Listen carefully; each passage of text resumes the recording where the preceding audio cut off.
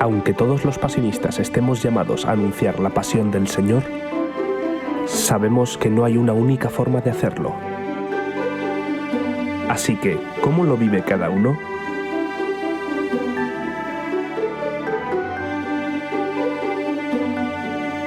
Esto es Vidas Pasionistas.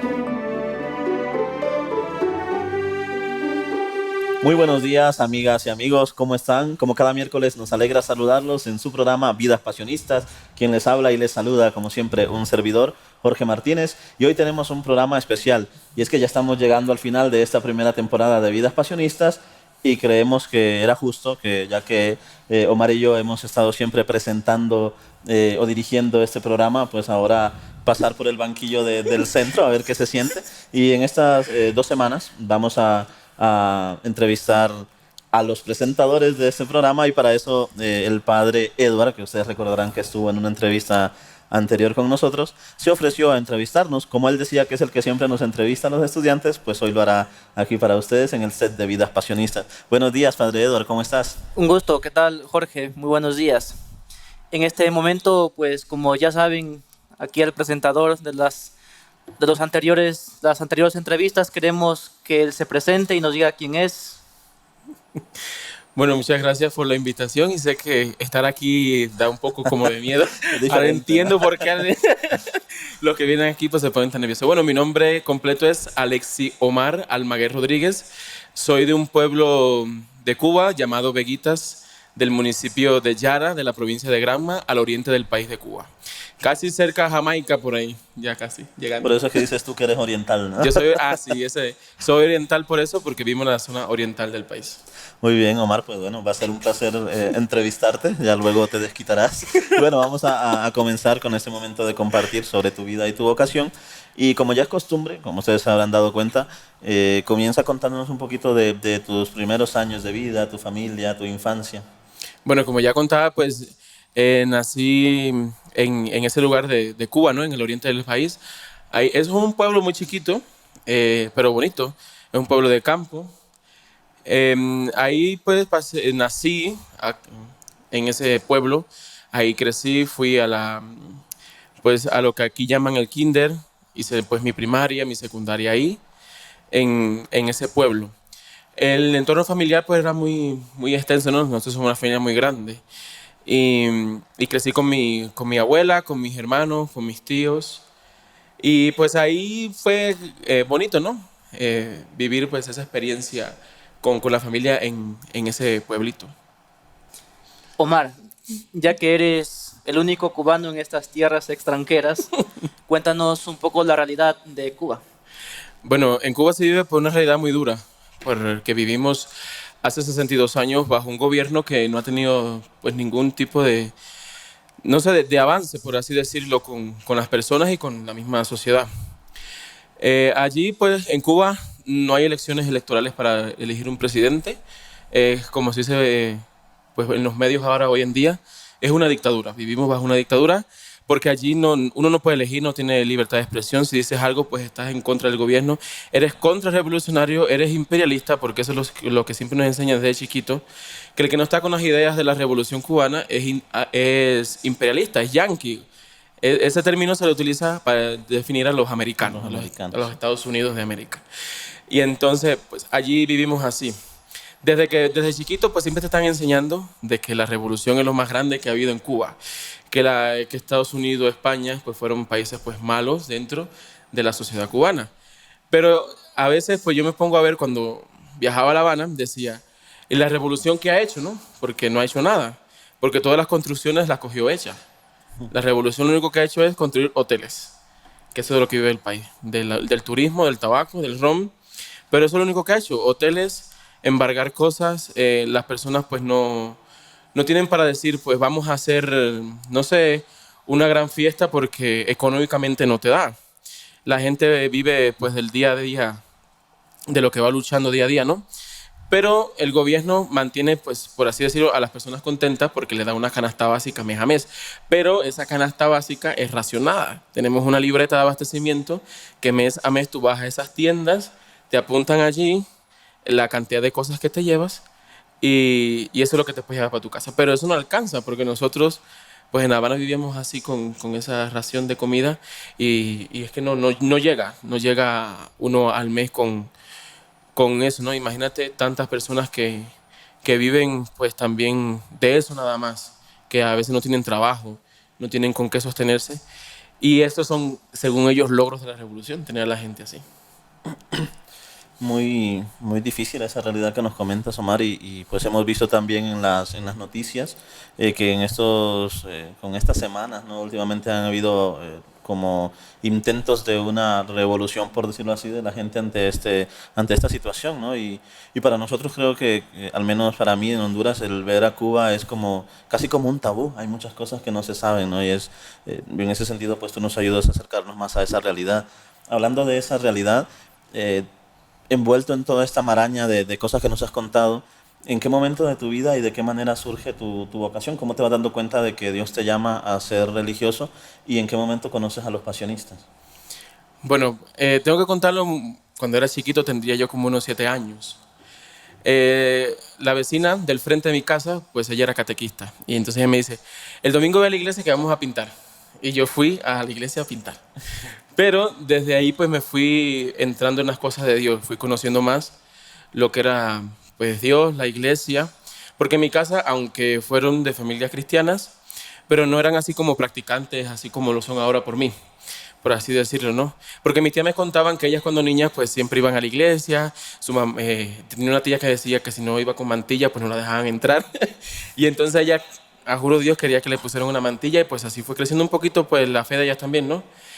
Y ya cuando yo fui creciendo, pues yo veía a los padres, porque donde yo soy, en esa parroquia, en esa diócesis, pues iban muchos sacerdotes colombianos de acá, de la diócesis de Manizales, muchos sacerdotes diocesanos, y con ellos pues aprendí también pues un poco lo que era pues, la vida religiosa, lo que es también acercarse un poco más pues a ese Dios, ¿no? Y cuando yo veía así al Padre en el altar, yo decía, pues yo algún día quisiera estar como Él, así, también, revestido con todas esas cosas que se ponían. Yo decía, no, porque no sabía muy bien en ese tiempo cómo era. Y, y de ahí pues fue creciendo mi vocación, ¿no? Ya después fui monaguillo, así como todos los niños. Y, y yo creo que eso, pues llegar al altar y ver tantas cosas así, pues eso te va como emocionando más. Yo luego, ya cuando terminé el internado, porque en Cuba también en mi tiempo era obligatorio ir a los internados. Yo estuve en un internado 3 años hasta el 12º grado que se cursa en Cuba. De ahí cuando terminé pues mi internado me llamó el servicio militar, porque en Cuba es obligatorio. Yo presté mi servicio militar a la patria, como ellos le dicen. Y luego ya de eso, que acabo mi servicio militar, pues yo entrego mi baja, soy soldado de la reserva, pero yo cuando entregué mi baja dije pues que conmigo no contaran por si en Cuba había una guerra, como lo está pasando ahora el país, ¿no? Una guerra interna, que entonces pues movilizan a todos estos soldados que habían pasado anteriormente. Ya de ahí pues empiezo a trabajar. Cuando termino todo eso, trabajo en una empresa que es de finanzas y precio. Es una empresa que financia o tiene todo el dinero de todas las otras entidades que pertenecen al Estado. Y yo trabajaba en un departamento que era el departamento de multa. Ahí yo era auxiliar económico. ¿Qué yo hacía ahí? Pues ahí se recolectaban las multas que le aplicaban a las personas y yo a veces iba a sus casas y los visitaba eh, para cobrarle lo que era del Estado. A veces me decían que si yo era como Mateo, el cobrador de impuestos. Pero bueno, eso era un trabajo que me pagaba muy bien. Eso sí, no tengo por qué mentirle, que el gobierno me pagaba muy bien por mi trabajo, la prestación. Y también pues a mí a veces me daba cosa porque yo veía muchas familias, de verdad que eso me daba mucha lástima. Muchas familias que vivían en una pobreza muy extrema y le aplicaban una multa solamente por cumplir un plan allí en Cuba. Y de verdad que eso a mí me partía el alma. A veces yo cuando llegaba a mi casa decía, pues esto no puede ser. Y a veces me daban hasta deseo de con esas personas pues yo pagarle esa multa, pero a veces eran muy, muy altas. Y pues así fue transcurriendo pues mi etapa de trabajador. Ya luego cuando me acuerdo que fue una ordenación diaconal de un muchacho que yo conocía de la diócesis, él me invita para que vaya a su ordenación. Yo voy y allá yo conozco a Freddy, que yo creo que no sé si lo habrás conocido en El Sí, Salvador. claro, en El Salvador. Freddy era de mi zona. Y entonces a Freddy yo lo conozco de cuando yo era niño, imagínate, de todo el tiempo cuando viajábamos para aquí y para allá. Éramos grandes amigos y él, cuando sacaba la ordenación, recién llegado de España, me dice que qué estaba haciendo. Pues yo le dije, pues ahora estoy trabajando, pero no estoy haciendo más nada así. Y él me dice, bueno, el lunes ya me voy a La Habana, mandarle una carta al superior de la comunidad, a ver qué tal. Y así fue, yo le escribí la carta, se la mandé. A los días recibí una carta postal, porque en Cuba es muy difícil eso del internet y esas cosas. Y en la carta me decía que cuando tenía yo disponibilidad para viajar a La Habana, a conocerlos y a vivir un tiempo con ellos, una convivencia vocacional. Yo era el único. Y así fue. Me fui a La Habana, pedí mis vacaciones en el trabajo, fui allá, estuve con ellos una semana y me gustó bastante la acogida que te dieron allí, que me dieron los padres, fue muy grata y eso yo creo que me llenó más todavía. No, porque yo creo que eso es lo primero que uno ve y que uno quiere que a uno le haga, ¿no? Siempre ese recibimiento tan bonito. Bien, creo que el compartir la experiencia, un momento determinado y estando de repente viviendo experiencias también inolvidables, pues nos hace como que recordar los espacios que hemos vivido, ¿no? Y situaciones duras, difíciles, hermosas. Y diríamos, pues, entonces sería como que el paso de una etapa a otra que has ido pasando, ¿no? Dijiste primero de pintor, de monaguillo, luego también a soldado, luego pasionista. y ahora estás de pasionista. Si nos compartes cómo se vive el ser pasionista en Cuba o cómo se realiza la labor pasionista allá. Bueno, yo cuando ya entré a la comunidad, que fue si no mal no recuerdo, un 25 de agosto del 2015, pues ya yo entré a la casa, porque en esa fecha, como se va acercando ya el día 30 de agosto, que empieza la novena de la Virgen, pues era una fecha muy bonita para ayudar a la comunidad, porque es una fiesta muy grande en todo el país, ¿no? Esas novenas que se hacen hasta el día 8 de septiembre.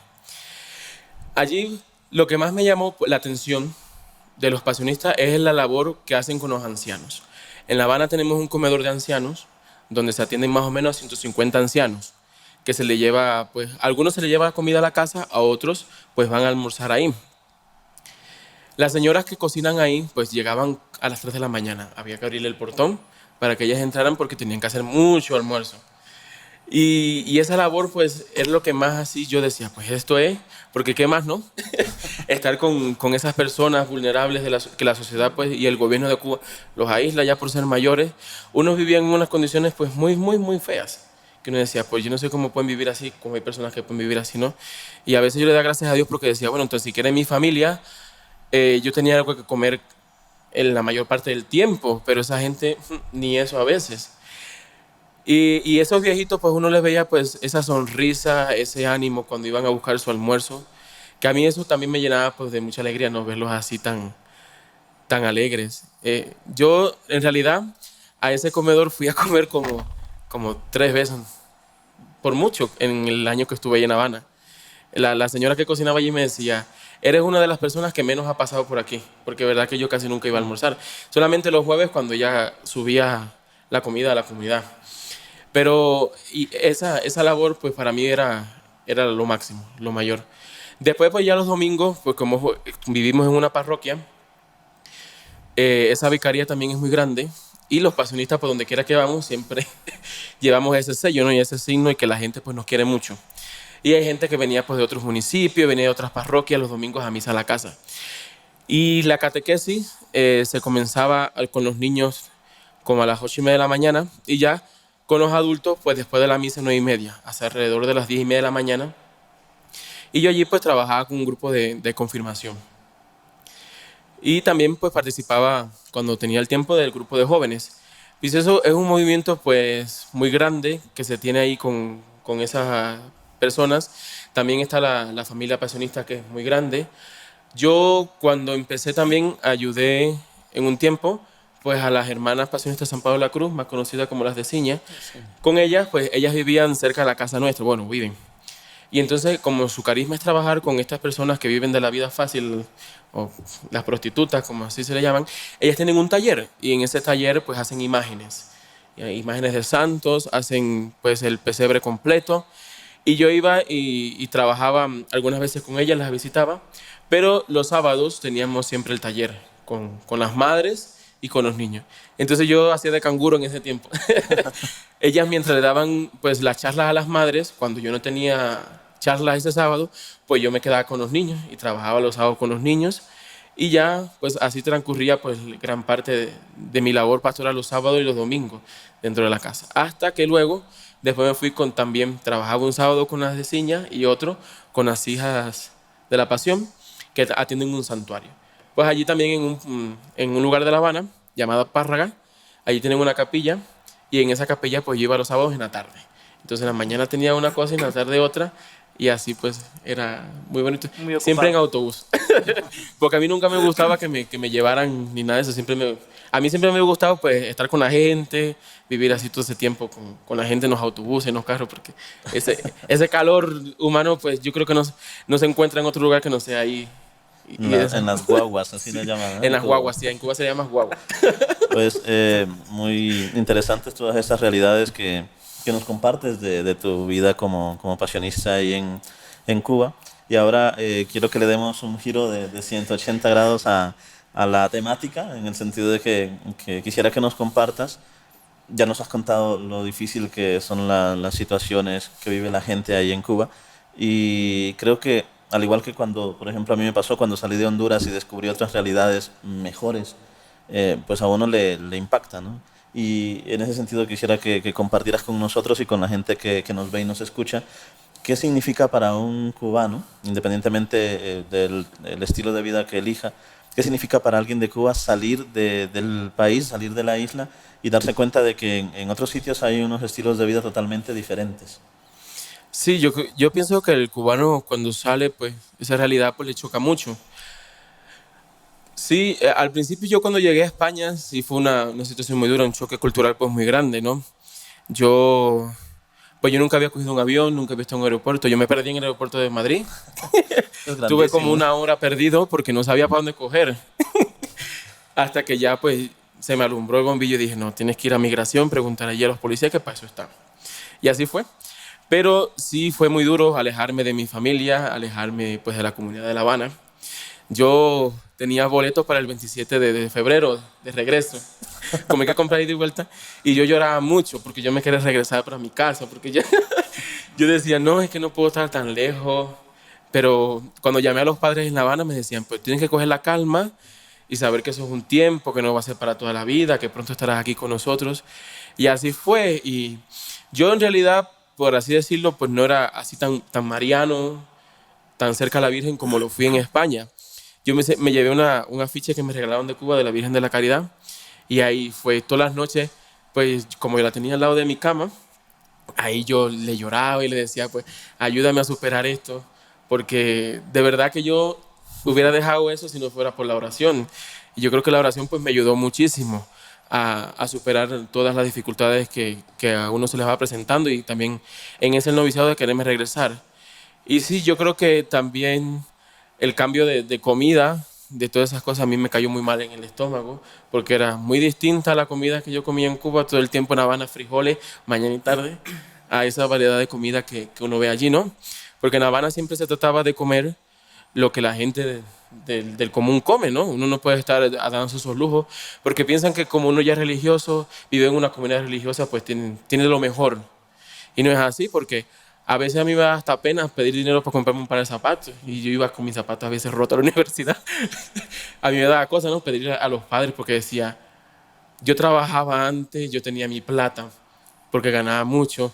Y entonces, ¿cómo ahora le voy a pedir a ellos? Pues eso, ¿no? Y en España también me pasó igual, eso, ¿cómo voy a pedir dinero para comprarme algo? Sí, cuando yo trabajaba, pero a veces ahí está la humildad, ¿no? De la persona, saber pedir las cosas.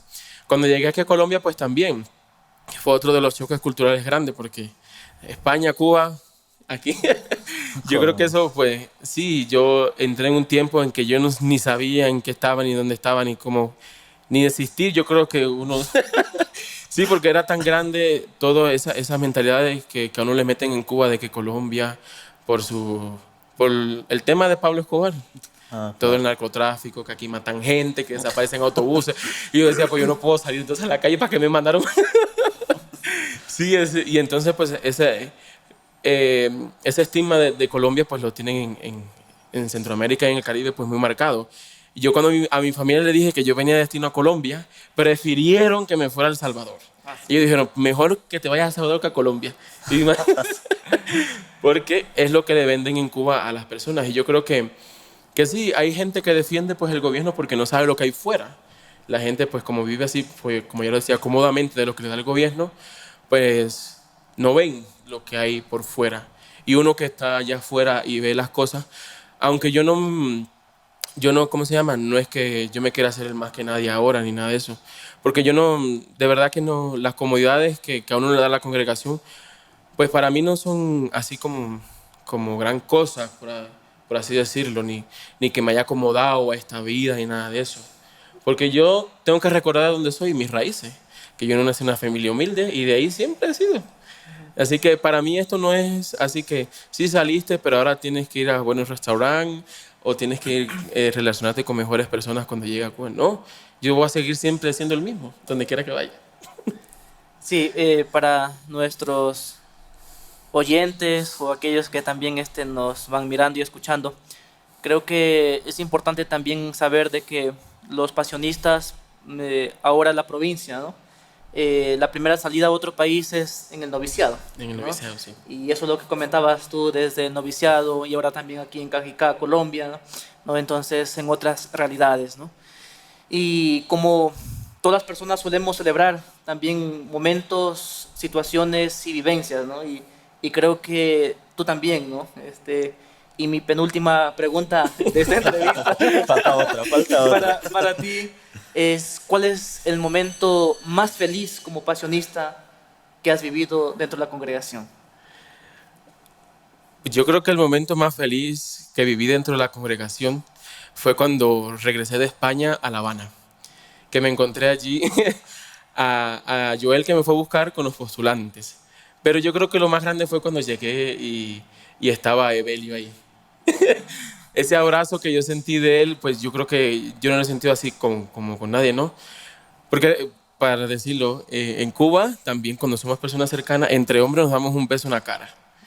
Y sentir pues ese cariño, ese abrazo, ese beso que me dio en la mejilla, pues eso para mí fue, yo creo que lo más feliz, verlos otra vez, sentirme ya parte de la congregación, aunque no me lo creía mucho, pero sí fue algo muy bonito. Para mí fue algo pues muy emocionante, pues regresar a Cuba y ver a las personas con las que me hicieron crecer en la vocación pasionista.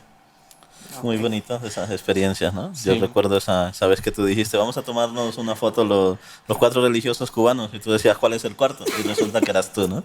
Entonces eso Sí. es parte de los procesos, ¿no? Yo hasta les dije, ven que le tomo la foto a los religiosos. Yo decía, ay, pero si yo soy el cuarto. Y eso que no era muy pequeño. Bueno, y hablando de estas experiencias de vida, ¿no? Dentro de la congregación, con los años que llevas tú de recorrido, pues, digámoslo desde que entraste, pues no desde que hiciste la profesión, sino incluso desde el primer tiempo en Cuba, en pocas palabras, ¿qué crees tú que es lo más importante o lo que distingue a un pasionista en pleno siglo XXI? Bueno, yo creo que lo que lo distingue, por lo que he vivido pues, en mi país, esa es la sencillez, esa cercanía con las personas, ese darse a los demás. Yo creo que eso es fundamental dentro del pasionista hoy. Porque hay mucha gente que sí, que están alejadas de la iglesia, están alejadas de Dios. Yo creo que muchas veces nosotros como religiosos tenemos culpa de eso, de que a veces las personas pues se vayan, nos regresen a nuestras capillas o a nuestras parroquias. Pero el sentirse como ese pueblo yo creo que es algo fundamental que debemos tener los pasionistas. Dejar ese orgullo al lado que tenemos y darnos a la gente, porque ahí es donde está verdaderamente el crucificado en el día de hoy, en esos necesitados y más en nuestros países. Muy bien, Omar. Ahora sí, la última La pregunta como, Eso está fuera del texto. como formador. Ahora sí. En estos días o en esta temporada de Vidas Pasionistas, ¿cómo te has sentido entrevistando a tus mismos compañeros ¿Y con qué riquezas te quedas de estas entrevistas? Bueno, al principio, en la primera entrevista, pues sí, que fue con la del catalán Carles, Carles, sí. pues me sentía pues a gusto porque es una persona pues que ya conocía de hace rato, vivimos muchos momentos aquí pues bonitos dentro de la casa. Y con los demás, pues sí, ya fui como comprendiendo la realidad de cada persona, porque cada uno tiene, como se dice, pues tiene su mundo, ¿no? Y uno no conoce, aunque vivimos en una comunidad, pero pues esa cercanía que tenemos con el otro casi nunca pues se va a dar como se ha dado aquí, conocer más de esa persona, de su ambiente familiar, de su entorno, cómo creció, dónde creció, su familia, sus amigos, dónde estudia, qué hizo en su vida antes de ser religioso. Yo creo que eso pues para mí ha sido pues lo más grande, ¿no? Ir conociendo cada una de esas etapas porque fue muy bonito esa experiencia con cada uno de los compañeros que han pasado por acá. Y me quedo no sé, con esa alegría pues que nos transmitían a Jorge y a mí. Aunque a veces se les veía un poco nervioso, pero esa alegría que transmitían al contar su vida, porque no es fácil sentarse aquí y al frente a una cámara y decir a la gente pues lo que tú sientes o lo que tú viviste, porque a veces son cosas personales y la gente pues no quiere muchas veces abrirse a ese entorno, que la gente pues conozca sus heridas. Y yo creo que eso pues ha sido de mucha ayuda para muchos a darse cuenta de que la comunidad pues puede ayudar más a ese ambiente de fraternidad y también pues a ese ambiente de salir, ¿no? De esas heridas y salir a las personas que nos necesitan.